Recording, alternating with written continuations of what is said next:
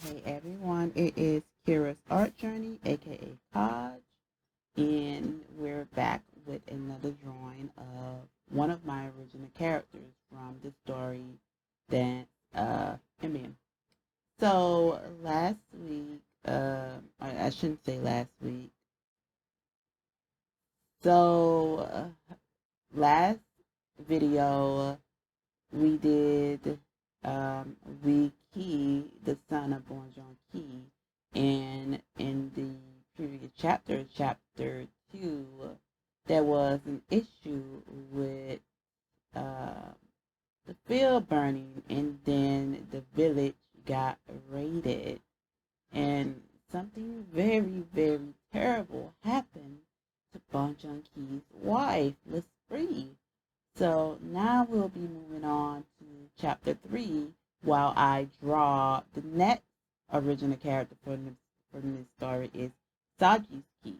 Saji is Maman. Maman is the mother of Bonjon Key, who we have already met or had met. So let's jump into chapter 3 and get it started. I really hope you guys are enjoying the story so far. So if you have questions, go ahead and ask me in the comments below about the story. If you have any theories as well, go ahead and put them in the comments below as well. Also, remember this story will be subjected to change, and also trigger warning. There is death and other violent type aspect in this story. So if you don't like violent stories of of any natures, you can go ahead and just tune out, I suppose. So just check out my other videos and not this story. But anyways, let's get started with chapter 3. Chapter 3, Malady. The man finally got the fire under control. Thanks, everyone. Hang on. Thanks, everyone. Treats up, do drinks are on me. Let's head back. Bonjon Key says with a relieved expression. All the men cheered and bumped fists with one another. However, as they looked towards the village, the merry moment dies completely. They noticed the smoke coming from various buildings. Papa, do you hear that? We asked. Screaming, Bonjon Key says as he runs towards the village. All the other men start running with him as well. Some tripped going down the hill, hurrying in desperation as the cries and shouts of the villagers resonated even more in their ears. They finally reach the village, but what they see sinks their hearts. They begin to run towards the people that are being killed or captured to save them from the Eclaragians. Over on a sideway next to a small bush, Bonjon Key noticed a white and black hat. He walks over towards it. He reaches down to pick it up. This looks like this. He stops, reaches for the hat, and noticed, nearly covered in the bush, was a half-dead L'Esprit, barely clinging to life. L'Esprit, he says with a forced, calm voice. He gently pulls her body from the bush and cling to her. L'Esprit, can you hear me? Yes. They took Lovey, she managed to say. They took Lovey?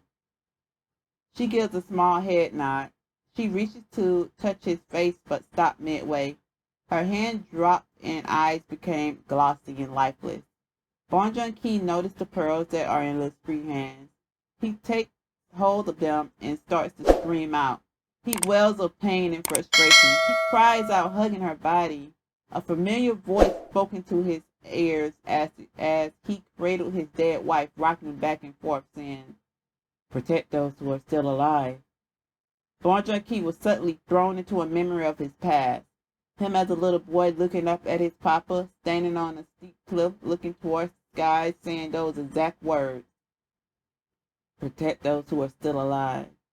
One day you will teach your son the same. A clenching pain struck Bonjon Key's heart as he remembered his papa's words. With his tear-moist face and gray eyes blazing with a mixture of vengeance, pain, but yet wisdom, he gently lifts up L'Esprit's limp body and laid it on a nearby table.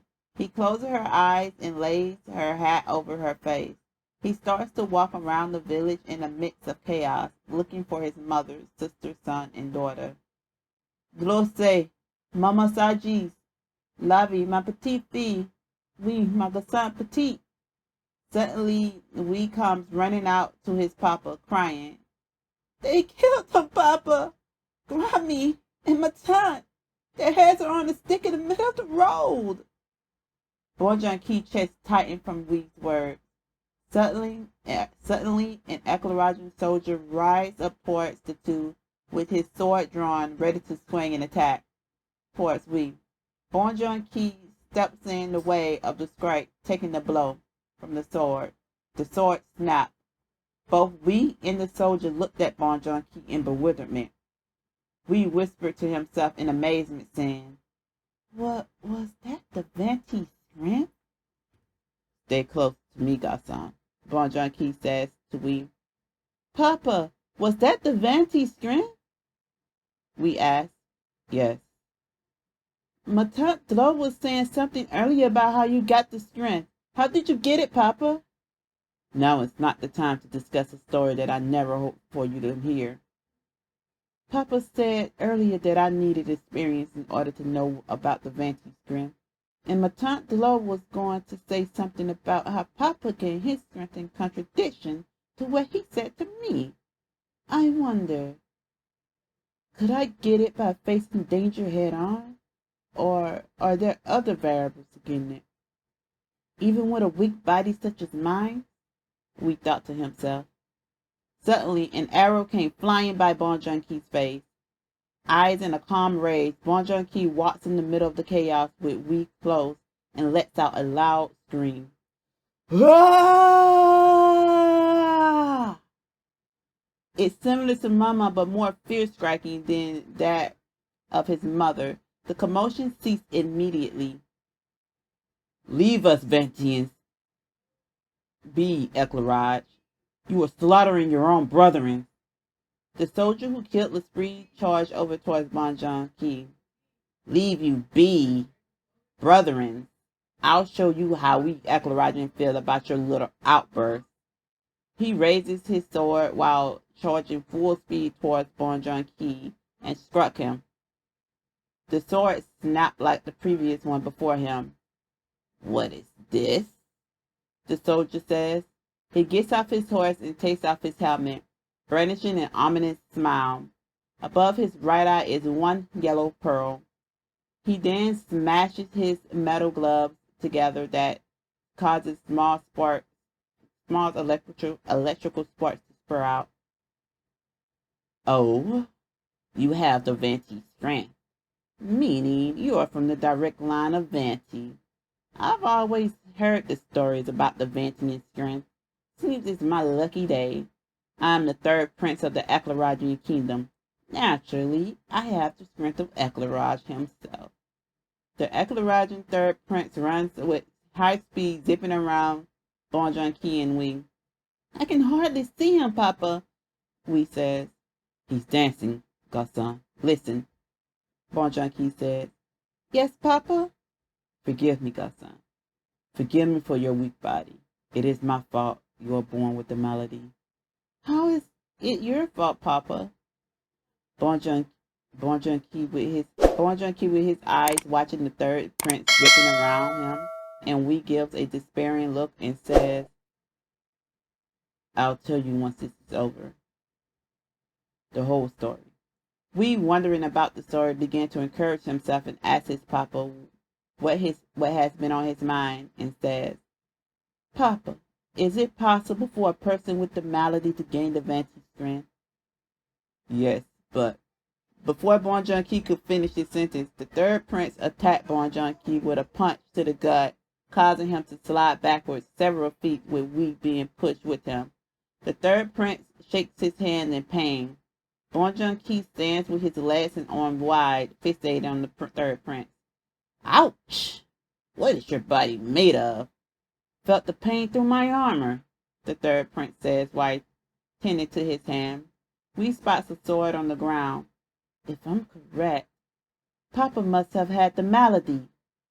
It must be hereditary. He trained anyways while having the malady. And when he got put into a certain situation, maybe it was with Noir. Yes, it has to be. His experience fighting Noir while having the sickness must have opened the Vanti's strength and cured his malady. So if I get put into a dire situation as such, maybe the Vanti strength can open in me. Then I could get revenge from Mama and my Tante Glo. I'm sure I can gain it. We picks up the sword. We backs away from his father's side, barely able to lift the sword. I can do this, we says to himself. Bonjon Key looks around to see we ready to charge the third prince. The third prince sees Wee's attempt to attack and quickly goes for him with his lightning step. Don't touch my cousin, Bonjon Key yells as he too moves nearly at the speed of light. Bonjon Key catches the third prince's hands before it pierces through Wee's heart. Not my cousin, he says with soothing voice but bloodthirsty eyes. Wee stands in place petrified. His breathing began to get rapid and his eyes began to turn red. He dropped the sword and clutches his chest. I see. He has the malady, third prince says. I can help you in your suffering now. Bonjon Key digs his nail through the armor of the third prince, hitting flesh. He resonates vibration through his forearm, snapping it. Ah, you scum! You broke it! The third prince screams. Some medic soldiers came to the prince's aid while other soldiers surrounded the father and son. Bonjon Key bends down towards his son, searching his pockets for his medicine. Godson, stay with me. Where's your medicine? I'm sorry, Papa, we says, gasping for air. I threw it away. I thought that I could get Vanti to grant like you, Papa. Threw it. We begins to cough up blood. Shh, hush, Godson. Hush now, Godson. Forget about it.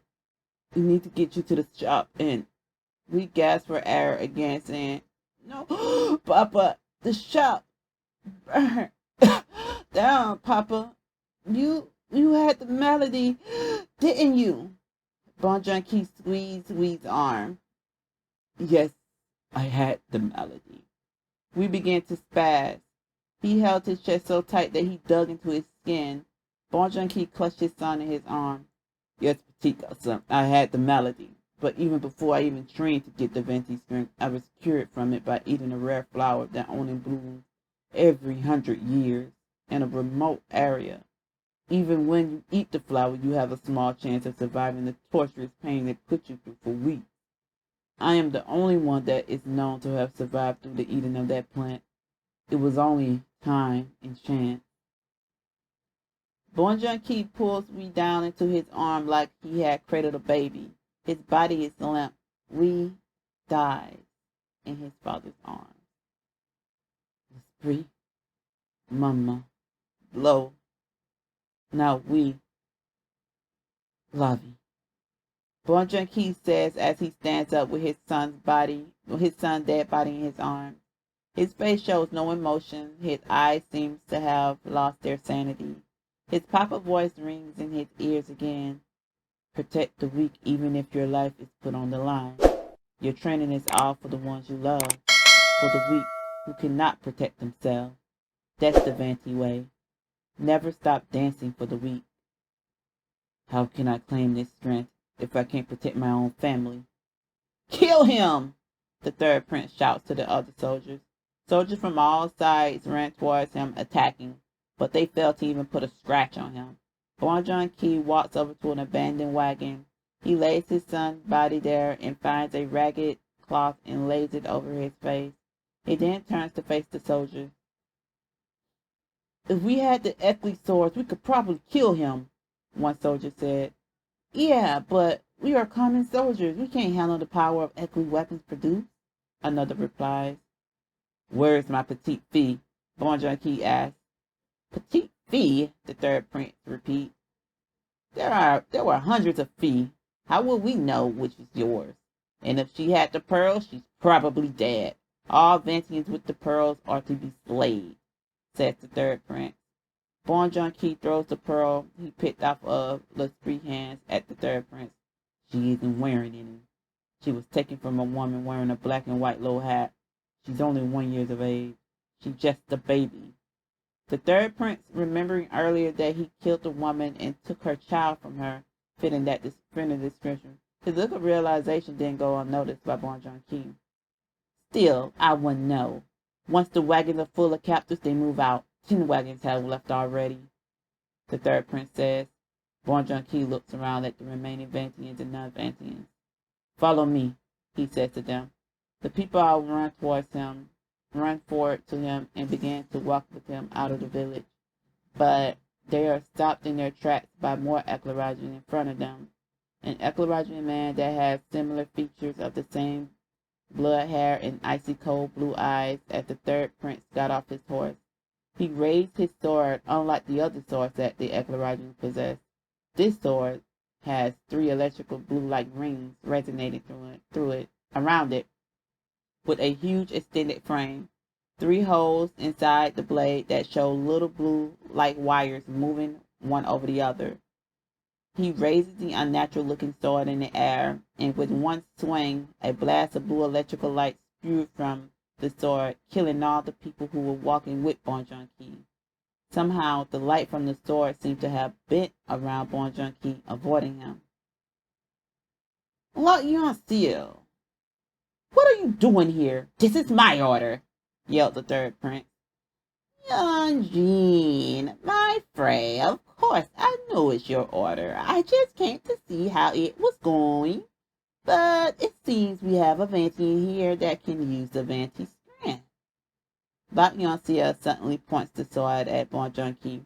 Bye-bye now, he says to Bon Junkie. The ring around the sword suddenly expands and shot forward, sending multiple blasts of lightning towards his chest. It stuns Bon Junkie, knocking him unconscious. Bacchioncia stands over him with a sideways glance. He's still alive. Let's kill him, the third prince says. Wait, we could use him. They don't attack unless someone they love are in trouble, right? So I've heard, at least. The third prince lies to his brother and says, we killed all his family, but they're probably still friends he have that we weren't sent away. Don't worry, Frey. Let me handle that. Bacchioncia gives a psychotic wild smile, saying, this is just my way of having a little more fun. And that is the end of chapter 3. So I just want to give a little tidbit real quick. Well, not a tidbit, but a little thought that just occurred. A little plot hole that I need to put a sticky note on, and when I'm rewriting this or going through it again, is that the villagers are raised from birth, or not from birth, but they are raised, the men and women, both men and women have some kind of combatant skills. So why didn't they really put up a fight? Why isn't there some type of scene or something of them putting up a fight against the Eclairagians? They're just like getting slaughtered like helpless lambs or whatever. So I would have to go in the story and fix that or whatever. Just maybe have them battling it out with the peoples, and maybe have some elite force from Eclairagian, which is also, the name has changed with that, which is called Zeekly. Have them, probably outbeating, just your common folks who don't have the strength or who aren't really that talented with the martial arts skills that they supposed to all have attained, at least some of it. But anyways, that is chapter 3, and I appreciate you guys sticking with me with this. I will try to continue doing this and everything until we get to the last chapter that I stopped on.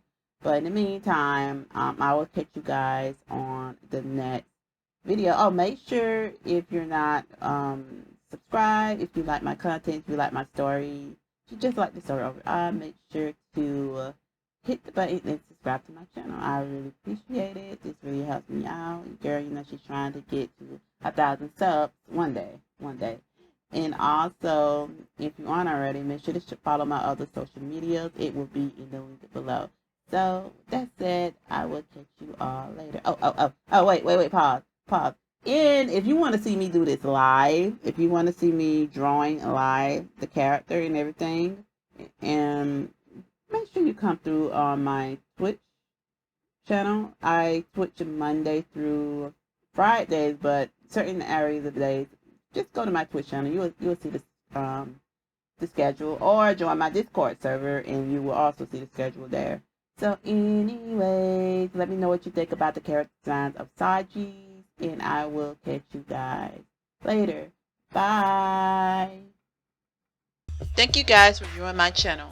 If you would like to see me screen my art and chat art and anime, follow me over on Twitch. The link will be in the description box below under all my links are here. Do you want to know when I go live?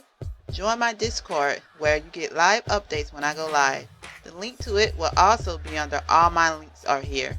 Remember, art grinders, keep drawing, keep going, don't stop.